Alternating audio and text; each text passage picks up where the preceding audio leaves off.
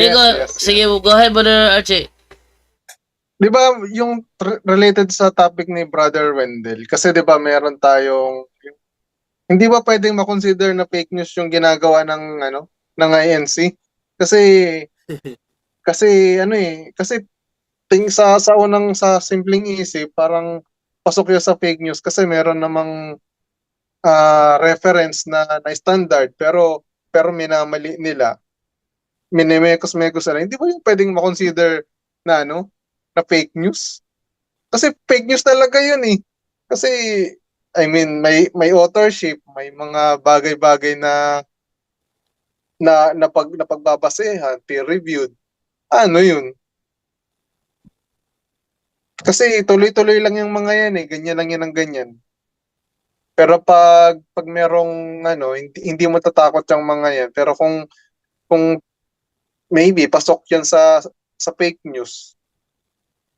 Kasi yung sa fake news mababaw lang yung hindi na mababaw, kumbaga madaling ma-pinpoint na ito fake news kasi ganito. Kasi yung sa Congress, yung pag tiningnan yung flow ng mga pagtatanong o paano nila in-identify ang fake news. Parang pasok din doon sa ginagawa nung mga evangelist, nung mga minister ni Manalo.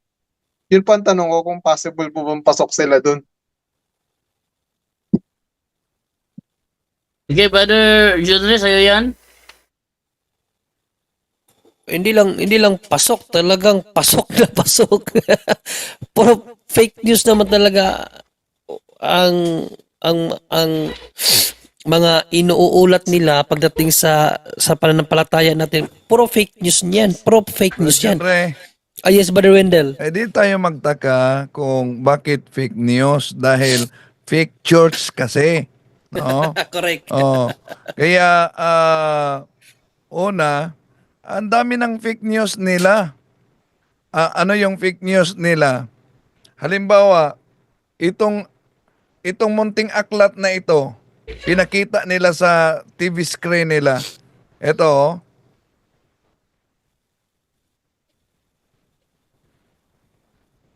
Brother Wendell, wala kami narinig, Brother Wendell. Walang sound. Share audio ka muna, Brother Wendell. Wala kayong narinig. O, sige. Sandali. I-share ko. Share ko muna. So, ito. Ito. Sa aklat po nila ng pinamagatang ang aking Birhing Mariang tagapamagitan, sa pahina 63 ay ganito naman ang nakasulat. Mahabag ka, inako, dito sa iyo na nagnanasang ikaw ay sambahin, igalang at purihin ng buong pag-ibig sa lahat ng bagay, sapagkat Diyos kang maawain at makapangyarihan sa lahat. Narinig ho ninyo, binasa lang ho natin ng aklat ng Iglesia Katolika. Ayan, itong aklat na ito, no? Pinakita talaga nila sa TV screen nila. Sa aklat Ito, po nila na pinamagatang ang aking Birhing pahina Mariang size- tagapamagitan, sa pahina 63 ay ganito pahina naman ang 63. nakasulat. Ngayon, ipakita natin kung hanggang meron bang pahina 63. Ito, pahina 1, 2. Pahina 18 lang. Wala nang 19. 18 lang. Wala nang 19. Pagkatapos, ginamit nila, pinakita nila ito. Sa aklat po nila na pinamagatang ang aking Birhing Mariang tagapamagitan, sa pahina 63 ay ganito naman ang Pero nakasulat. napansin nyo ba? Mapansin niyo? Kulay puti talaga. Ito, nasa hawak ko at yung pinakita sa TV screen. Pero tingnan nyo ang hawak niya. Sa aklat po nila na pinamagatang ang aking Birhing Mariang tagapamagitan, Hindi naman yung kulay sa- puti. Di ba ba? Kaya bakit? Kung ito ang ginagamit nila hanggang pahina 18 lang, ang binasa niya hanggang pahina 63. Fake news talaga. Balik sa inyo. At saka maliban dyan, yung pagsabi nila na na gumawa tayo ng mga Diyos-Diyosan. Yan ang pinamamalita nila sa sa mga kapanalig nila at sa mga Katoliko na walang muwang. Yun ang palagi nila. Tayo daw ay sumasamba sa Diyos-Diyosan. Hindi naman yan ang aral natin. Sila ang namamalita sa aral natin na hindi naman natin aral. No? Kailan ba tayo tinuruan ng simbahan na sumbahin yung mga Diyos-Diyosan? Wala naman tayong aral na ganyan. Kahit nga mag-quote sila sa Bible, ang kinukot nila, yung pinagbabawal na larawan. Bakit hindi nila sinasabi yung larawan na ipinapahintulot? Actually, yung mga larawan na ipinapahintulot nasa templo ng Diyos. Bakit hindi nila ibinabalita yan sa mga tao? Kaya fake news talaga sila, Brother Archie. Kasi ano yan may kaso talaga yan, may katumbas na na pagkakakulong yung mga ganun. Kasi Yes, well, marami nang nakasuhan na ganyan. Kaso, may ano ba sila dyan, Brother Wendell, sa freedom of religion? May mapanghahawakan ba sila dyan na defense, Brother Wendell, pag inihabla sila dahil sa batas na freedom of religion? Wala. Iba ang definition sa freedom of religion. No? At iba din kung magpapakalat ka ng PK. Kung maalala ninyo, Soriano nasampahan ng libel dahil sinabi niya yung isang founder na bulaang propeta. Na-libel yon dahil sa pagsabi niya na bulaang propeta. Kaya ang daming mga kinakalat nila na fake news. Halimbawa, yung naalala niyo yung pinakita natin na pari daw ng simbahang Katoliko na yumakap sa kanila. Pagkatapos, di pala pare ng Katoliko, pare pala sa siktang tatag lamang ng tao. At hindi lang yan. Meron pang pinakita nila na converted hinanap ko. May pinakita nilang ito. Pinakita nila, pero pansin nyo, converted daw ito. Bilang pastoral leader, ang hindi ko lang nagawa, ang magseseremonyas ng kasal. Sandali ha. Isang pastoral leader daw siya sa Katoliko. Pero pansinin ninyo, kung totoo talagang pastoral leader siya, ang hindi lang niya nagawa bilang pastoral leader, magseremonya ng kasal. Bilang pastoral leader, ang hindi ko lang nagawa, ang nagampanin na bilang pastoral leader, yung magseseremonyas ng kasal. Seseremonyas ng pagbibinyag. Pero pag emergency, kayang-kaya po namin magbinyag. Oo Yun na. ang Dapat pastor nga dapat na nangunguna dyan eh. Pastoral leader, kung pastoral leader ka, ibig sabihin, kasali ka sa Parish Pastoral Council. At pag kasali ka sa Parish Pastoral Council, hindi automatic lay minister yan. Pero kung lay minister ka, hindi ka magkakasal. Hindi ka magbibinyag. Mag-assist ka lang sa misa, magbigay komunyon. Pero nagtaka ako, nitong pinakilala nilang pastoral leader daw ng simbahang Katoliko, ang hindi niya nagawa, yung magsiseremonya ng kasal at magbinyag. Ano ba siya? Diakono? O kaya, nakapagtataka, ang daming milagro nila.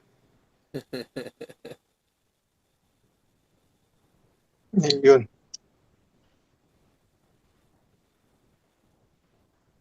O, balik sa inyo. Okay na ba yan, bro? Meron pa. Sige. Related din dun sa Thanksgiving. Paano kasi sa internet ngayon, sa TikTok, sa Facebook, madami mga pop-up na mga fake na naghihingi ng tulong. Yung mga pinapakita, may batang wala na daw skin, tapos nagsasalita yung bata na help me, ganito. Paano kung may tao na hindi naman niya alam na yun pala fake, ginagamit lang yun para sa makakuha. Ano yun? Pwede ba yun ipasok dun sa tapos naniwala yung Katoliko. Siyempre, nadala siya ng kanyang feeling tapos nagpadala sa mga ganun. Ano ba? I mean, will Ako, okay ba yun? biktima ako niyan eh. Kasi, Bro, John Ray, yes bro Wendell. ako muna ang sasagot bago ka Sige, sige. dahil na-assign ako sa tinatawag sa Catholic Radio Station na Operation Tabang. Yon ang yung Operation Tulong. Isa ako sa na-assign noon. At ang dami talagang lumalapit, hihingi ng tulong. Kaya sisiguruhin namin na yung lumapit ay talagang karapat dapat tulungan. Halimbawa, may mga lumapit sa amin na meron umanong bangkay sila doon sa ibababa sa barko at nangangailangan sila ng tulong. Kaya pinuntahan namin, resulta wala pala, no? Maliban diyan, may mga matanggap ako na message na nagsasabi nangangailangan ng tulong. Una, para di tayo mapiki, ang sasabihin ko sa sino na pare na malapitan mo, na makontak, na mag-confirm na talagang kailangan kang tulungan. Reference. Pangalawa, may nagtawag sa akin, may nagtawag sa akin, ilang bisis siya nag-miss call na basa ko alas 3 ng madaling araw at may message pa siya. Pero ang message niya, ito, Father, at taga-subaybay po ako sa inyo. Kaya duda na ako, kung taga-subaybay siya sa akin, bakit nag-father siya? Hindi naman ako mother. So, taga-subaybay ako sa inyo, Father. Pagkatapos, nangangailangan ako ng tulong. May resita siya para sa bata at may pinakita siya na sanggol na bata na naka-oxygen na sa ICU. Sabi niya, ito ang kailangan. Ito ang kailangan, mga 6,000 na gamot na nasa resita. No? Nangangailangan talaga. Okay, ngayon, tinanong ko pa siya, nabinyagan ba ang bata? Wala pang binyag. Sabi ko, priority ninyo, gawin ninyo ang emergency baptism. So ngayon, natapos na umano, emergency baptism. So, hingi talaga sila ng ganong halaga, 6,000. Gusto ko nang padalhan, pero dumating sa aking isipan, una, pag hindi ito totoo, abay, pagtatawanan ako nito, no? Napiki ako. Kaya sinabi ko, sige, mag-video call tayo, ipakita mo ang bata, batay sa picture na pinadala mo sa ICU. Sabi niya, di pwede, bawal. Bakit bawal? Sa ICU lang yan. Ipakita mo sa video. May tumawag sa akin, lalaki. Nagpakilala, nurse po ako, father. Father talaga tawag nila. No? Nurse ako, father. At talagang nangangailangan ang bata ng ganitong gamot. Kailangang bibilihin yon. Sabi ko, sige, pakita niyo na nasa ICU kayo. Ganun lang. Ay, bawal po, mahigpit po dito na ipapakita yan. Bakit bawal? Nasa cellphone lang tayo. Pagkatapos, yung babae nagsabi, ano father, magbigay ka ba o hindi? Abay, nagbago ng ihip. Di sinabi ko, magbigay lang ako sa inyo kung ipakita niyo talaga na Nasa ICU. nasa ICU. Anong sabi niya? Mamatay ka sana. No, Pare patay. ka. Yan. Kaya nga, mag-ingat talaga. Ang daming Sa akin, Bro Wendell, last month lang to. Last month nangyari to. Actually, kinonfess ko to. Kinonfess ko sa pare to. Kasi, totally nag-ano talaga ako, ano ako sa request niya. Nakipag-friend siya, hindi ko na lang sasabihin yung pangalan, nakipag-friend siya, so inaccept ko siya. Nung inaccept ko siya, agad siyang nag-text.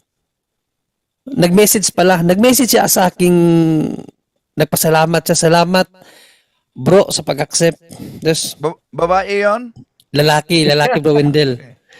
Tapos ako, welcome bro. Tapos pag-reply ko sa kanyang you're welcome bro, nag-message siya agad. Bro, pautang. Sabi ko, kabilis mo naman mangutang, magpakilala ka muna. Pero ginanong ko siya, magpakilala ka muna bro bago ka maghingi ng tulong. Hindi ka pang nagpakilala sa akin kung sino kay utang agad. Ginanong ko siya. Pero sa ako naman noon, sa loob-loob ko, mayroong something guilt na parabang na ano ko, parabang na konsensya na hiningan ka ng tulong tapos hindi ko pinagbigyan agad kasi hindi nagpakilala. Tiningnan ko ang kanyang profile. Politiko. Sa local na sa siguro kapitan ng tinakbuhan noon, politiko siya. Politiko. Tapos ang sabi niya babayaran ko naman agad. Babayaran agad. Sabi ko, babayaran agad. Ito yung na-experience ko. Tapos yung iba naman nangingi din ng Biblia. Tapos ang pinakita niya sa aking picture na Biblia, yung mumurahin, yung tigi 100 lang. Tapos sinabi ko, may trabaho ka ba? Sabi niya, meron bro. Bakit di ka nilang bumili? Kaya mo naman, 100 lang yan. may mga ganyang instances bro na ingat din tayo. Pero doon sa tanong mo na yung mga nagpo-post, na biktima din ako doon kasi ang sabi lang naman niya doon sa post, pakikalat ang picture na ito para matulungan tong bata na ito. No, nagbigay siya ng contact number sa gustong tumulong. Ako nag-share ako, nakita ng asawa ko yung mga comment. Ano pala yun? Scam. Scam pala. Kasi ang dami palang tumawag doon sa number. So yung number na nakalagay doon, scammer ang may-ari. So isa din yan sa ingatan natin. Hindi naman masama tumulong, pero siguraduhin natin na yung tutulungan natin ay talagang kinakailangang tulungan. Kasi sa panahon natin ngayon, ang sinabi ng pari sa akin, mag-ingat ka rin. No? Oh, Hindi yan, man yan, bro, John Ray. Yes, bro Wendell. Maliban dyan, merong mag-message kasi, may mag-message kasi, nagmamakaawa, walang-wala. Ngayon, pinadalhan. Abay, magugulat ka dahil kinabukasan, hingi na naman. Kaya nga. Sunod-sunod na. At nalaman ko, hindi lang pala ako ang hinihingan. Pati na si Dr. Decheng, no? At nagpapadala talaga si Dr. Decheng. Malaki din ang padala. Kaya nagkasundo kami. Hindi na huminto ba? Parang sunod-sunod na talaga. Sabi ko, una, di natin kilala. Ito, kung nangangailangan ba talaga ito o na-scam tayo. Kaya sapat na 'yon, no? Correct. Dahil si doktor magpapadala talaga 'yon ang malaki. Sabi ko sapat na 'yon. Basta nabigyan na natin 'yan ilang bisis, pero 'yan talaga paulit-ulit talaga, no? Na ganyan. Archie, ingat lang tayo, Archie. Oo. Sige. Kasi part talaga ng buhay Kristiyano yung almsgiving. Sa baga, tumulong talaga tayo kung kinakailangan. Pero kung ginuguyo ka, wag mong tulungan, ginuguyo ka na nga eh. Parang tinulungan mo yung manggagancho na lumaki yung ulo nila. Di ba? Kapag may pagdududa, wag agad. Even Christ, ang good example ang ating Panginoong Jesucristo. Sa panahon niya, yung babaeng Kananita, no? Kananita lumapit sa kanya. Panginoon, pagalingin mo ang anak ko na inaalihan. Anong sinabi ng Panginoong Jesucristo? To test the faith of the woman. Hindi niya agad tinulungan. Sinabi niya, sa Israel lang ako isinugo. Sinabi ng Panginoong Jesucristo yan, sa Israel lang ako isinugo. Ibig sabihin, hindi kita pwedeng tulungan, hindi ka Israelita eh. Di ba? Kung masama pala ang mag-test, bakit ginawa ng Panginoong Jesucristo yun sa babaeng hindi niya ka-ano-ano? Pero hindi yun dahil ayaw ni Panginoong Jesucristo tulungan yun. Tinest niya yung babae kung talaga bang gusto niya o nanampalataya siya sa Panginoong Jesucristo. Inakita ni Panginoong Jesucristo na grabe yung pananampalataya niya. Kaya ang sinabi ng Panginoong Jesucristo, ang iyong pananampalataya ang magpapagaling sa iyong anak. So hindi pala masama na sa first impression, kinakailangan nating i-test yung taong humihingi kung talagang sincere ba siya at totoo ang kaniyang panghihingi, hindi lang siya nang i-scam. So yun ang dapat ating matutunan. Walang masama ang pagtulong, mas mabuti ngayon, mas giving, pero kinakailangan, alam natin na yung tinutulungan natin ay talagang kinakailangang tulungan. Kasi yun nga sabi ni Brother Wendell, pagtatawanan naman tayo, kung nagpapagancho tayo. Anyone can claim the statement of the Bible because we can do a private interpretation. Kining ako mga kaigsunan nga gipabarog nga usa ka haligi nganong matuod ang simbahan tungod kay gitukod ni Kristo. Dili tungod sa pagkamabasa, dili tungod sa karakter, dili tungod sa ngan, usara ang haligi nga kung ipabarog nganong nahimong tinuod ang simbahang Katoliko, way laing rason tinukod sa atong Ginoong Jesucristo. Talakayan to, hindi bara-bara, katotohanan lang, walang palusot. Para sa mesa ng usapan, di kami nag-aaway, puro talakayan, hindi banggayan ng patay malisay. Aral hinahimay, parang beats na nire-replay. Truth ang target namin, hindi hypo display. Bawat teksto sinisilip, context yan di pwedeng ipinipilit. Doctrine na solid, hindi fake, hindi boses ng Diyos, di namin gustong i-credit. Doktrina flow, hasal ng pag-iisip, salita ng Diyos, yan ang aming inisip. Uhaw sa turo, kaya kami nagdidip sa talakayan, truth ang pinanghahawakan. Keep it! Doktrina flow, hindi ito laro. Pag-unaway tumatagos hanggang buto. Sa bawat linya, puso ang sumisigaw. Katotohanan lang, walang bawal, walang bawas raw. May tanong, sige lapag mo, let's go. Di kami takot sa debate na may respeto. Espiritu ang guide, parang beat na smooth ang tempo. Pag may liwanag, lahat ng shadow nagme-melo. Hindi kami nagmamarunong nag-aaral lang. Pag may gap sa mind, Diyos ang pumuno niyan. Ang Iglesia ng Diyos mula Espanya, papuntang Pilipinas. Dapat malinaw yan.